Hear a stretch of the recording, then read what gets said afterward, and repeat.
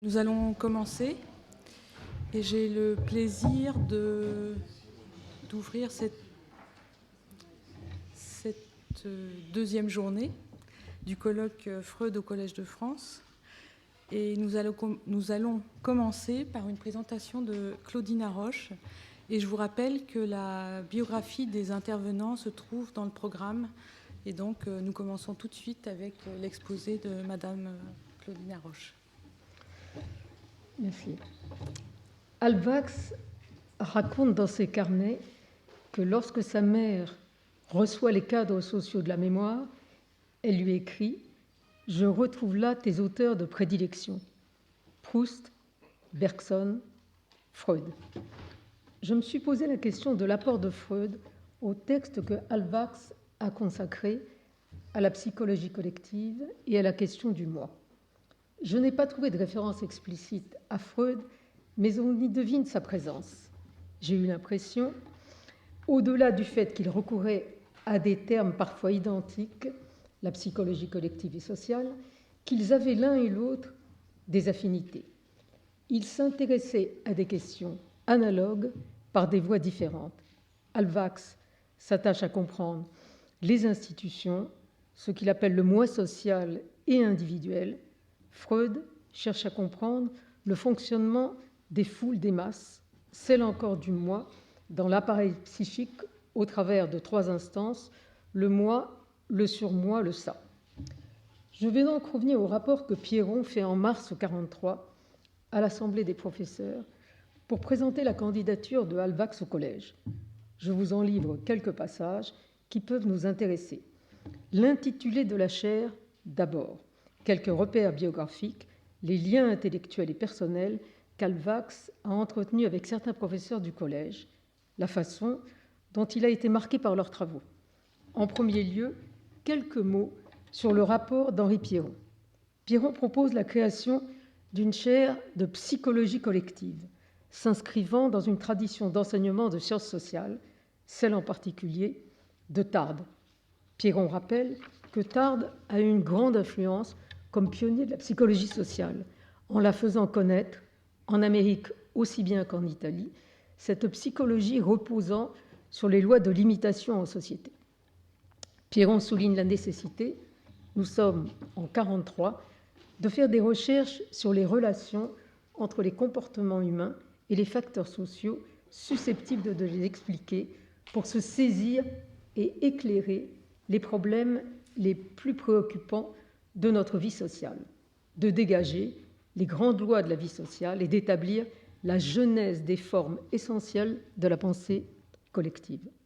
Le domaine est immense, reconnaît Piéron, se posant alors la question de savoir s'il existe quelqu'un susceptible d'avoir mené ce type de travaux. Et c'est là qu'il prononce le nom de Maurice Alvax.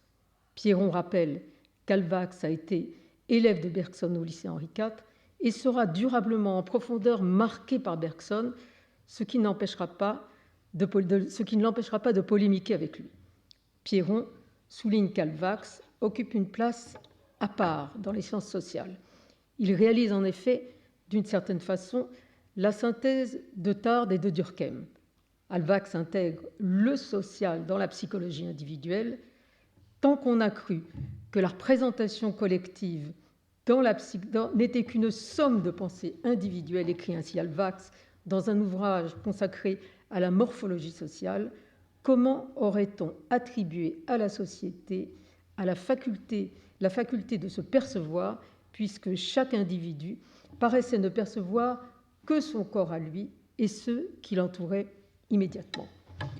Alvax poursuit alors, une vue d'ensemble n'est pas une juxtaposition de vues fragmentaires. Il fallait reconnaître que l'individu peut percevoir davantage dans la mesure où il participe à une pensée sociale plus large que la sienne et non moins réelle. Comme chacun perçoit très nettement par la vue et les touchés son propre corps et ceux qui en sont proches, il oppose la netteté de cette perception au sentiment confus qu'il éprouve quand il pense et agit comme partie ou élément d'une population. En effet, toutes nos démarches à cet égard sont presque inconscientes, c'est Alvax qui écrit, à l'intérieur de vastes ensembles dont nous ne sommes qu'une toute petite unité. L'affinité avec Freud est ici frappante. Peut-on parler de famille de pensée dans cet intérêt commun pour les groupes, les foules, le moi? Y a-t-il ici une part d'inconscient, de cet inconscient qu'élaborera Freud? Dans la présentation de l'ouvrage qu'Alvax a consacré à la morphologie sociale, Alain Girard écrit en 70 « Nos motifs les plus subjectifs sont, à notre insu, commandés du dehors, avec une force qui vient de ce qu'elle se retrouve chez tous. » L'inspiration freudienne semble encore ici claire. Alvax, dans un texte consacré au moi individuel et au moi social, dans un recueil de textes republié récemment sous le titre « La psychologie collective », emploie là encore des termes qu'il partage avec Freud, celui de moi, de psychologie collective, celui encore de conscience, soulignant, je le cite, que notre conscience est en rapport étroit avec le milieu collectif. Elle lui emprunte une grande partie de son contenu, écrit ainsi Alvax, précisant ailleurs que tous les idéaux et toutes les idées élaborés par la société sont en nous, et pourtant, nous sentons qu'ils ne viennent pas de nous. Et par eux, nous nous rattachons à un monde collectif qui nous domine et nous dépasse. Alvax en déduit alors, il y a en chacun de nous un homme social, qui est le noyau et le support véritable de notre personnalité. Concluons un peu plus loin, à la présence de deux personnes en chacun, deux personnes opposées, et cependant également vraies. Cet homme social, ces deux personnes opposées en chacun, ne sont pas totalement étrangères à la question du moi et du surmoi chez Freud. Quelles que soient ces contradictions et ces incertitudes, pose ainsi Alvax, nous sommes bien nous demeurons une personne définie et identique. Les raisons avancées par Alvax sur la permanence de cette identité diffèrent clairement de celles de Freud. Elles tiennent en effet à ce que nous avons un nom, une nationalité, un état civil, que nous vivons à une époque et en un lieu bien défini, selon des coutumes, des croyances, des opinions, des façons de vivre, résultant du temps encore, du pays, de la situation sociale. Alvax semble se rapprocher à nouveau de Freud sur la question du rapport du moi au temps. Pour l'un et l'autre, il y a une continuité inaperçue du moi, une continuité entre le moi passé et le moi présent. Alvax concède qu'il s'agit sans doute d'une unité superficielle et toute extérieure, et pourtant, elle accompagne toutes nos démarches, toutes nos manières d'être et de penser, elle les pénètre. C'est dans le cadre stable qui les tient unis dans notre pensée qu'elles se rapportent à notre présent ou à notre passé. Alvax parle alors de cadre social de la personnalité, comme il le fera de la mémoire, du cadre social de la mémoire, tandis que Freud va insister sur le caractère crucial de la mémoire de chacun, de chaque moi, pour retrouver les premières relations, la relation au père, à la mère, dans l'espace de la famille.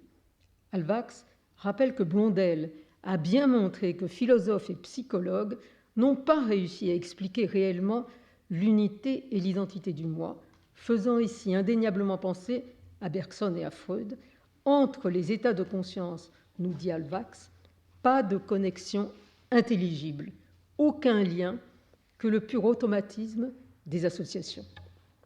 Alvax entreprend alors d'aller au-delà de l'analyse de ces psychologues qui ont mis en effet sur le même plan tous nos états de conscience.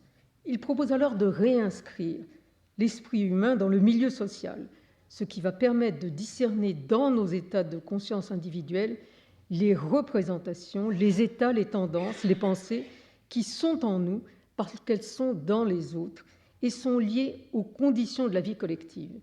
C'est le groupe qui les a construits et nous les impose.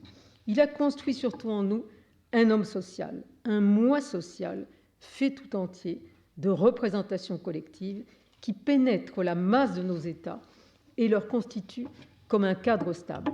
Tel est, nous dit Alvax, le fondement du moi réel, de la personnalité véritable que seule la psychologie collective pouvait nous révéler.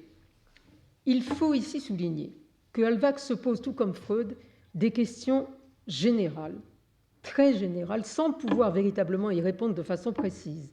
Alvax rappelle en effet qu'il s'est toujours interrogé sur la position de la psychologie collective par rapport à la psychologie individuelle, qu'il s'est d'autre part toujours demandé quelle est la place de la psychologie collective dans l'ensemble de la sociologie.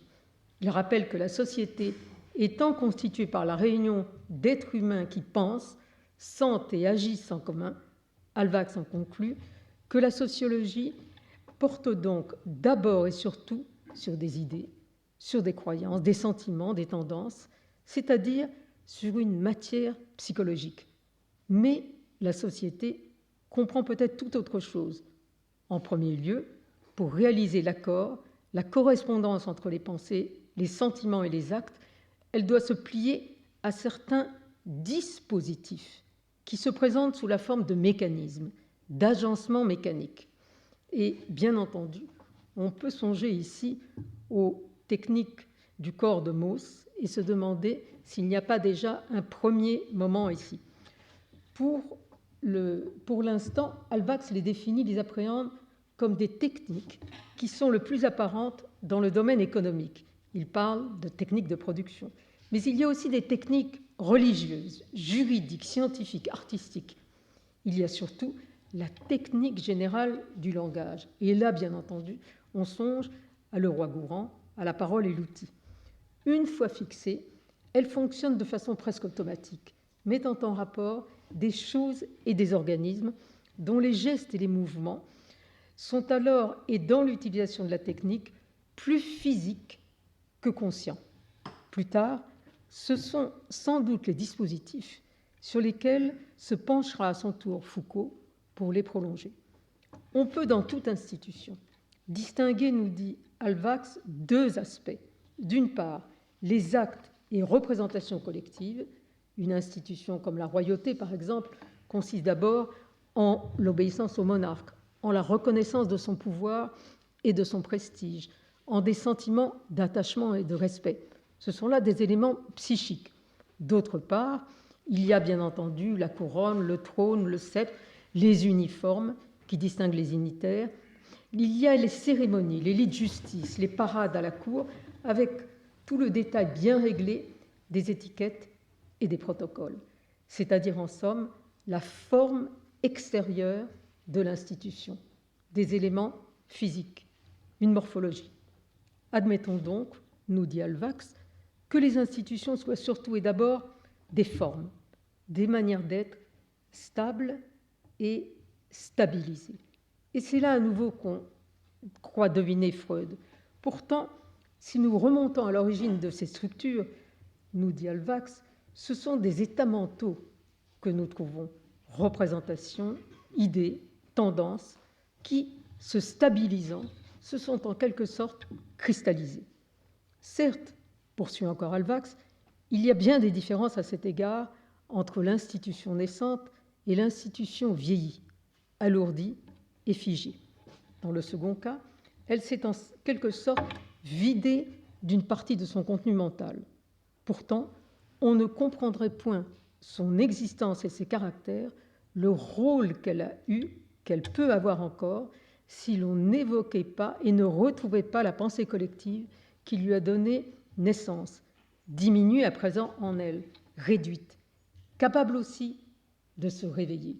Si par suite des circonstances, ce qui compte pour la société, c'est l'idée même qu'elle se fait de l'institution dans son aspect extérieur, ce qu'elle évoque pour elle, les gestes et réactions qu'elle peut lui commander. Tout se passe comme si ces groupes, ces populations, prenaient conscience collectivement de leur position dans l'espace. Ni les techniques, ni les faits morphologiques de population ne peuvent être étudiés et expliqués sans qu'on cherche derrière eux des faits mentaux, des faits de psychologie collective. Ce qu'il faut cependant observer et ce sera la conclusion de Halbwachs, c'est que le propre des représentations et tendances collectives est de s'exprimer, de se manifester par des formes matérielles, des significations souvent symboliques ou emblématiques. Tout se passe comme si le groupe, la pensée du groupe, ne pouvait naître, subsister, prendre conscience d'elle-même sans l'appui de certaines figures et formes dans l'espace. C'est pourquoi il faut étudier ces manifestations et expressions matérielles. Quant aux sociologues, ce sont les caractères visibles du groupe tout entier auquel s'étend son observation. Là est, me semble-t-il, la différence entre psychologie individuelle et sociale. Mais c'est là aussi ce qui rend possible et désirable la liaison et la combinaison complémentaire de leurs recherches. Car la vie consciente, la vie psychique paraît supposer deux sortes de conditions. Elle est liée à un organisme, mais elle est aussi en rapport avec un milieu social, des institutions, des techniques, des populations. Halbwachs y voit une condition nécessaire à l'existence même de l'individu, car c'est un caractère essentiel des organismes que d'être isolés, séparés matériellement l'un de l'autre, c'est-à-dire de se présenter comme des individus. Halbwachs ferait-il jouer au cadre stable de l'espace institutionnel celui que Freud faisait jouer au cadre familial, à la relation au père, à la mère, à la fratrie, dans le complexe familial? Y a-t-il un lien entre le moi social, le moi individuel et la psychologie collective de Halbwachs et celle de Freud? Freud s'est intéressé au groupe, mais de façon quelque peu indirecte dans Psychologie des foules et Analyse du moi.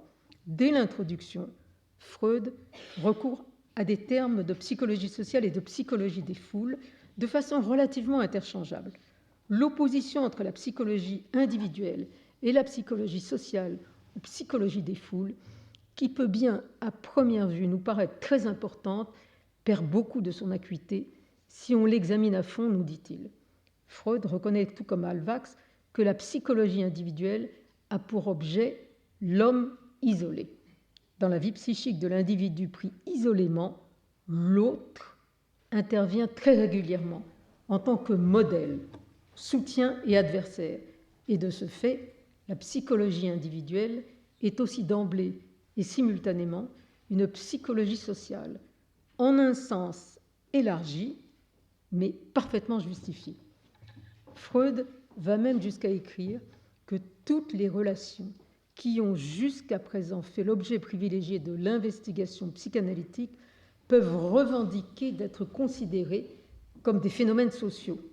On saisit ici, bien entendu, la proximité entre l'approche psychanalytique et l'approche sociologique de Halbwachs. C'est quand il va progressivement introduire, sans toujours le poser explicitement, la question de la famille, de l'espace de la famille dans le système patriarcal, que Freud diffère en profondeur. L'individu ne subit jamais que l'influence d'une seule personne ou d'un très petit nombre de personnes dont chacune a acquis pour lui une importance énorme. Il explique alors, dans ces termes, on s'est habitué, quand on parle de psychologie sociale ou de psychologie des foules, à faire abstraction de ces relations et à isoler comme objet de la recherche l'influence exercée simultanément sur l'individu par un grand nombre de personnes avec lesquelles il est lié de quelque manière, alors que par ailleurs, elles peuvent bien, à maints égards, lui être étrangères. Il en tire alors la conclusion suivante. La psychologie des foules traite donc de l'homme isolé, en tant que membre d'une lignée, d'un peuple, d'une caste, d'une classe, d'une institution, ou en tant que partie d'un agrégat humain qui s'organise en foule pour un temps donné dans un but déterminé. Et c'est, poursuit Freud, toutes les relations naturelles qui étant rompues, on en est presque venu à considérer que les phénomènes de foule apparaissent dans ces conditions particulières comme expression d'une pulsion spécifique, irréductible à une analyse poussée, la pulsion sociale, qu'il appelle également l'instinct grégaire, l'esprit de groupe, qui, dans d'autres situations, ne se manifestent pas. Freud confie alors qu'il ne lui est pas possible de reconnaître au facteur nombre une importance telle qu'il lui serait possible d'éveiller à lui seul dans la vie psychique, une importance telle que ce serait une pulsion nouvelle et ordinairement non activée. Il envisage alors deux autres hypothèses. L'une tient à ce que la pulsion sociale serait non décomposable, non originaire, l'autre à ce que les origines de sa formation pourraient être trouvées dans un cercle plus étroit, comme par exemple celui de la famille. Freud offre alors une argumentation relativement indirecte pour étudier les foules.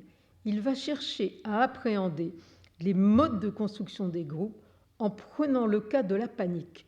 Quand l'individu est pris de panique, il tente à ne se préoccuper que de lui-même, révélant ainsi qu'il a compris que les liens affectifs qui jusque-là réduisaient pour lui le danger ont cessé d'être. Maintenant qu'il affronte seul le danger, il lui est assurément loisible de l'estimer plus grand. Freud reconnaît qu'on ne devra pas s'attendre à ce que l'usage du mot panique soit déterminé de façon précise et univoque. Parfois, on désigne ainsi l'angoisse de la foule, d'autres fois tout aussi bien l'angoisse d'un individu isolé. Freud s'attache aux foules, mais surtout au phénomène de désagrégation dans les foules, pour en dégager les processus qui y sont à l'œuvre. Il en déduit que la panique apparaît soit quand le danger commun à tous augmente, ou quand cessent les liens affectifs qui maintenaient la cohésion de la foule. Et il en conclut alors que, de toute évidence, la panique signifie la désagrégation de la foule. Et il ajoute que la panique a pour conséquence de faire cesser les égards, nous dit-il, les manières, les formes, et pour reprendre les termes mêmes auxquels il recourt, faire cesser les égards que d'habitude les individus se témoignent les uns aux autres. Et c'est là qu'il va remarquer que les observations de la psychanalyse conduisent à penser que l'absence d'égard est fréquente, inéluctable d'une certaine façon, puisque presque tout rapport affectif intime, de quelque durée entre deux personnes, qu'il s'agisse de relations conjugales, amicales, parentales et filiales, contient un fond de sentiments négatifs et hostiles qui n'échappe à la perception que par suite du refoulement. Freud relève enfin qu'une simple multitude d'hommes n'est pas une foule aussi longtemps que ces liens ne sont pas instaurés en elle, mais on devrait concéder que dans la première multitude humaine venue, la tendance à former une foule psychologique apparaît très facilement. Sur la question du moi, Freud diffère là encore beaucoup plus de Halbwachs. Freud ne parle ni du moi social, ni du moi individuel. Il relève la vulnérabilité, la faiblesse, la dépendance du moi, éprouvé enfant face au père. Le moi gardera des traces de cette vulnérabilité tout au long de sa vie, ce qui ne l'empêchera aucunement de pouvoir être fort. Bien qu'il soit, nous dit Freud, accessible à toutes les influences ultérieures, il conserve pourtant tout au long de sa vie le caractère que lui a conféré son origine dans le complexe paternel. Les représentations que nous avons du moi commencent à s'éclairer. Nous voyons maintenant le moi avec sa force et ses faiblesses. Il est chargé, souligne Freud, de fonctions importantes en vertu de sa relation au système perception. Il établit l'ordonnancement temporel des processus psychiques. En outre, en intercalant les processus de pensée, il parvient à différer les décharges motrices et il domine les accès à la motilité. On est maintenant bien loin du moi que concevait Halbwachs. Le moi évolue ainsi de la perception des pulsions à la maîtrise et à l'inhibition des pulsions. D'un autre côté pourtant, nous voyons ce même moi comme une pauvre créature, devant servir, nous dit Freud, 3 maîtres, et subissant par conséquent la menace de 3 dangers, de la part du monde extérieur, de la libido du ça et de la sévérité du surmoi. On semble aussi bien loin de cette maîtrise des pulsions dont parlait Freud dans le développement contemporain de ces processus qui effacent les frontières dans l'immédiateté et l'illimitation des sociétés contemporaines du rôle des manières, des égards, des formes, dans la société, la civilité, l'urbanité. En 23 pourtant, dans Le moi et le ça, Freud s'était une fois encore montré précurseur, reconnaissant que ce que le moi redoute du danger extérieur et du danger libidinal dans le ça, on ne saurait le préciser. Mais il avait cependant tout aussitôt souligné: nous savons que c'est le débordement ou l'anéantissement, mais on ne peut le concevoir analytiquement. La question est de savoir par quelle autre approche le concevoir. En conclusion, je voudrais emprunter à Freud un passage de Schopenhauer qui évoque la nécessité des distances, des formes, des manières, des médiations dans les fonctionnements, dans les relations sociales. Observons comment les individus se comportent affectivement, les uns envers les autres. Dans le même temps, ils aiment être ensemble, mais pas trop proches. Ils craignent la fusion. Il leur faut garder la bonne distance. Il raconte ainsi, dans ces termes, la métaphore des porcs-épics. Par un froid jour d'hiver, des porcs-épics en compagnie se serraient très près les uns des autres pour éviter, grâce à leur chaleur réciproque, de mourir de froid. Bientôt, cependant, ils sentirent leur piquant réciproque, ce qui de nouveau les éloigna les uns des autres. Mais lorsque le besoin de se réchauffer les amena de nouveau à se rapprocher, ce second mal se renouvela si bien qu'ils furent ballottés entre les deux souffrances, jusqu'à ce qu'ils aient finalement trouvé une distance moyenne leur permettant de tenir au mieux. Je vous remercie.